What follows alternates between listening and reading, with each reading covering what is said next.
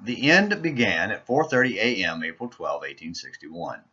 That's when the first shot of the Civil War was fired. A lot had happened leading up to that moment, but there was still hope because the shooting hadn't started. That hope died when General Beauregard ordered the Confederate Army to fire on Fort Sumter.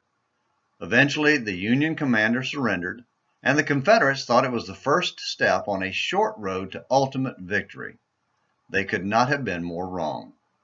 4 years later, and at a cost of about 1 million dead soldiers and civilians, the end came at Appomattox.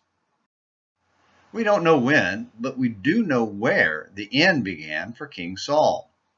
His reign had started with high hopes and expectations of glorious victory for God's people. But Samuel had sounded a warning that Saul failed to take to heart. Only fear the Lord and serve him in truth with all your heart, for consider what great things he has done for you. But if you still do wickedly, both you and your king will be swept away. 1 Samuel 12, verses 24 and 25. Soon after his first victory, which led to building a permanent army and pushing back against their oppressors, the Philistines gathered to squash the Israelite uprising. Saul was waiting with his army at Gilgal for Samuel to come offer sacrifices and send them into battle.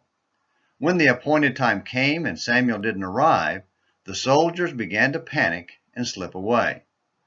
Instead of rallying the men together in their common faith in the power of God, Saul panicked and offered the sacrifice himself. 1 Samuel 13, verses 1 through 9. That was the beginning of the end. What have you done is a powerful question.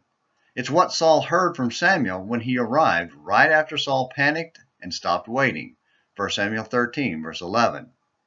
Instead of, and notice a pattern here for Saul, admitting that he did wrong, Saul made excuses to justify his action and blame circumstances. Samuel knew better and rebuked Saul for his distrust and disobedience and declared that his kingdom wouldn't last. 1 Samuel 13, verses 13 and 14. Do we know the beginning of our end?